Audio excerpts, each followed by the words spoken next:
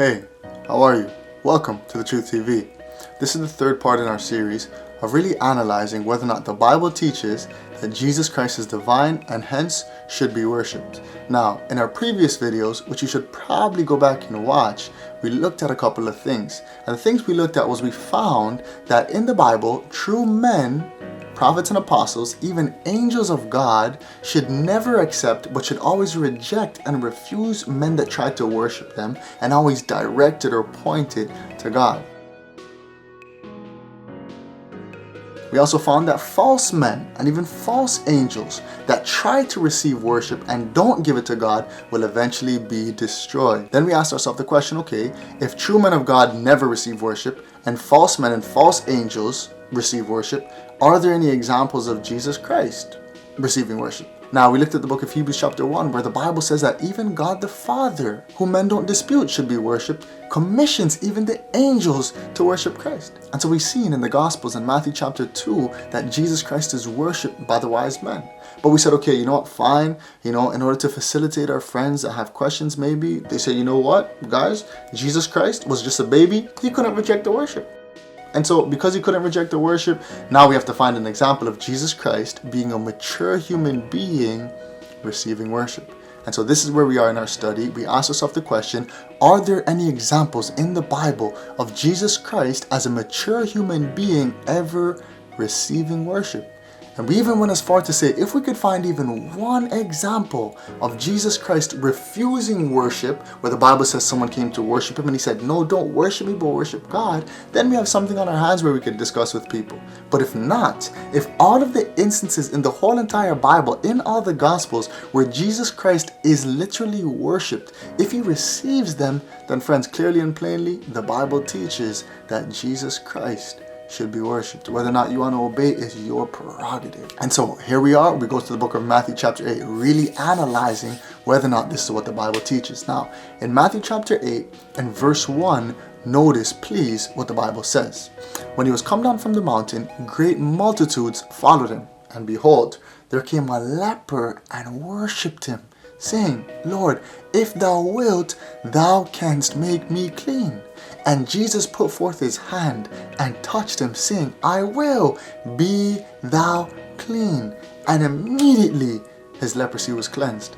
And so friends, notice this example. Really just imagine the imagery in your mind. The Bible says that Jesus is coming down from a mountain. Then it says not that a great multitude, not multitudes or even a multitude, but it says great multitudes were following him. And so notice the situation. Jesus Christ coming down from a mountain literally is followed by great multitudes. Then in that state where he has this huge audience, the leper comes and worships him. Now if Jesus, especially now, is a responsible prophet and apostle and merely a man and a messenger of God, merely, his job, his responsibility is even as the rest of the prophets. To do what? To say, whoa, guys, everybody, this whole multitude, guys, this young man, this leper, his leprosy probably went to his head, but he shouldn't worship God. Don't worship me. Worship God. Even going as far as tearing his clothes, as Paul and Barnabas in the book of Acts chapter 12. But what does he do? Jesus Christ ventured to do what never man did before. He touched that leper. Do you know in the Bible that leprosy, even now today, leprosy is a contagious disease where if you touch someone with it, you yourself will contract the disease. And so lepers were abandoned, cast off, supposed to cry out, unclean, unclean, live in their own places with their own leper fellow friends and cry out unclean, and nobody was supposed to touch them. But here, a man whom nobody is supposed to touch begs and cries and worships God and asks him to heal him. Jesus Christ then puts forth his hand and touches him. And as Jesus Christ touches him, Jesus Christ can't be made unclean, for he in himself is purity itself. And so he touches this man, and this man, this leper, becomes clean. And so the spiritual lesson is, friends, lepers were abandoned even by their family. And so maybe people today, abandoned by their family for whatever reason, cast off by their friends for whatever reason. Nobody wants to deal with you. Nobody wants to talk to you. Nobody even wants to touch you. But what? Jesus Christ doesn't cast you off. What other mans reject, Jesus Christ accepts. What other mans didn't want to touch and deal with, Jesus Christ can heal.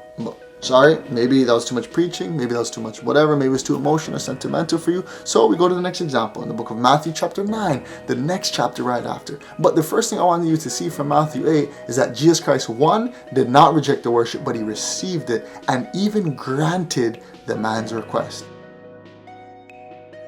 Now, maybe you say, well, Jesus Christ was just having mercy on him. He was so focused on the leprosy that he just had to heal him. So we say, okay, fine. Let's go to Matthew chapter 9, one chapter over, and really analyze this next text in the Bible where Jesus Christ, once again, receives worship. Matthew 9, beginning at verse 18, the Bible says, while he spake these things to them, speaking about Jesus, speaking to his disciples, the Bible says, while he spake these things to them, behold, there came a certain ruler and worshipped him, saying, my daughter is even now dead, but come and lay thy hand upon her, and she shall live.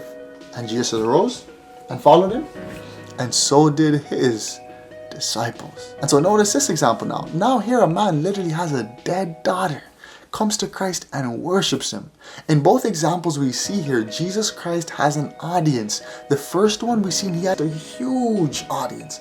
This one we see that he has his disciples. The word disciple means a learner. Jesus Christ was a teacher. Now Jesus Christ, in the presence of his students, he has an opportunity to teach them, if it's true, that only God the Father in heaven should be worshipped. But here this man comes and worships Jesus Christ. And does Christ reject it, as we've seen faithful prophets and apostles and prophets do? No, he accepts it and even grants the man his request and goes and heals his daughter. Friends, Jesus Christ can cleanse you of your leprosy. Jesus Christ can awaken you out of your spiritual death. And even because of that, he should be worshipped. Oh, but maybe you say, okay, fine. This word worshipped was just merely a respect. You know, the word just meant respect. So they're just respecting Jesus, asking Jesus for a favor. And so we said, okay, fine. The New Testament was written in an ancient form of Greek called Koine Greek. Now, the amazing thing is we have the opportunity to look at these words in Greek and look at the original meanings of the word. And so we looked up this word worship that was used both in Matthew 8 and Matthew 9 and all the examples of Jesus Christ being worshipped. We looked up this word and we said, okay, what does it mean? And so we went to this website called Blue Letter Bible. Yeah, I'm giving you my secrets. This is where I study for my sermons and even my YouTube videos, and I really try to get some information. And so we go to this website, Blue Letter Bible, and we notice this word worship. Okay guys, so we're in this website called Blue Letter Bible. We're going to go ahead and type in the word worship. We're going to put a little asterisk beside it, and what the asterisk does is it just makes all the times where worship with a suffix comes up. And so we click in this word, press enter. And we're going to go directly to the book of Matthew because that's where we are in this video. We're going to scroll down to Matthew chapter 8. And so in Matthew chapter 8 now and Matthew chapter 9, we see both times we see that Jesus Christ is worshipped. Now, we're going to go ahead and click this word Strong's right here to see the Greek words for these words worship. Okay, and so we go back down now to Matthew 8 and Matthew 9 and we see that it's the same word. Notice now, it's the word G4352. In Matthew 9, it's the word G4352. We're going to go ahead and click it now. Notice, it's the Greek word prosukuneo. Prosukuneo is a verb, and let's notice what it actually means. Okay, so it means now, please pay attention to this. It says, to kiss the hand towards one in token of reverence. Among the Orientals, especially the Persians, to fall upon the knees and touch the ground with the forehead as an expression of profound reverence.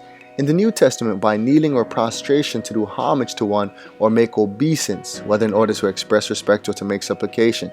Used of homage shown to men and beings of superior ranks, to Jewish high priests, to God, to Christ, to heavenly beings, to demons.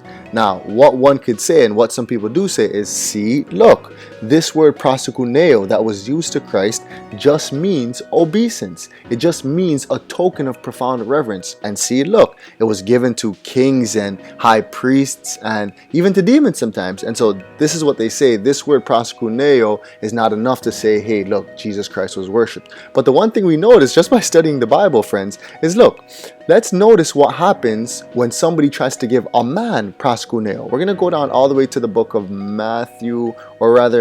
Acts chapter 10. And we looked at this in our previous video. We're just going to click on it real quick and notice what the Bible says now. So in Acts chapter 10, a man by the name of Cornelius, we discussed this in the last video, he comes and the Bible says, watch, and as Peter was coming in, Cornelius met him and fell down at his feet and worshipped him. What's that word worship? We click on the word Strong's And notice what it is. Let's go back down. Notice what it is. G4352. What's that word? Prosukuneo. You could click on it yourself. We already looked at that. But now watch this now, guys. Come on now. It says he fell down at his feet and worshipped him. Now, if Peter's a man of God, and the man is just being respectful to Peter, Peter should be like, okay, bro, thank you so much. I appreciate it. Now let's go study the Bible. But what does Peter do? When somebody tries to proskuneo him, the Bible says, but Peter took him up, saying, stand up, I myself also am a man. And so here Peter is showing, yes, pagans, because this man Cornelius, being of the Italian band, definitely was influenced with paganism. Pagans might, as an act of profound reverence, worship or, bow their head or their knee to their priests and their kings or whatever it may be. But Peter's like, bro, in this religion, Christianity, you're not supposed to prosukuneo any man. No men are worthy of prosukuneo. Now, what happens now? We go back when prosukuneo is given to an angel. Remember, guys, we looked at this in the last video. Nevertheless, we're going to go all the way down now to the book of Revelation. In Revelation chapter 19 and verse 10, notice what the Bible says now. Revelation 19 and verse 10, it says what? And I fell, this is John speaking about the angel. He says, and I fell at his feet to worship him. What's that word worship? We click on the word Strong's once again, friends, and we notice what the word worship is. I fell at his feet to what?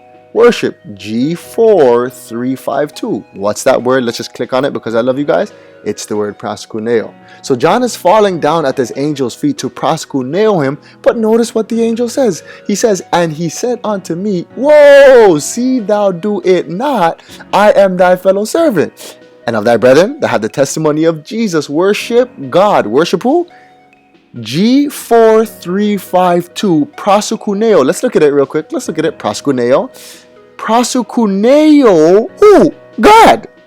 And so here the Bible teaches that men and angels should not receive prosukuneo, only God. But then we go back and look at our two verses that we've been looking at, Matthew 8 and Matthew 9, and notice what the Bible says. Notice what the Bible says in Matthew 8 and Matthew 9. Here, boom, the Bible says, and behold, there came a leper, prosukuneo, G4352, Matthew 9. While he spake these things unto them, behold, there came a certain ruler, and G4352 prosukuneoed him. Friends, in both times, Jesus Christ receives it and grants the person, their request. Thus proving that from these verses, Jesus Christ is able and worthy of prosukuneo. But maybe there's another example where Jesus Christ says, whoa, guys, before you did it, but now don't do it. Only proskuneo God. If we could find that example, if it exists, then we have something to discuss. If not, then Jesus Christ is worthy of prosukuneo. Stay tuned for next episode. This is The Truth TV, friends, and the truth never dies.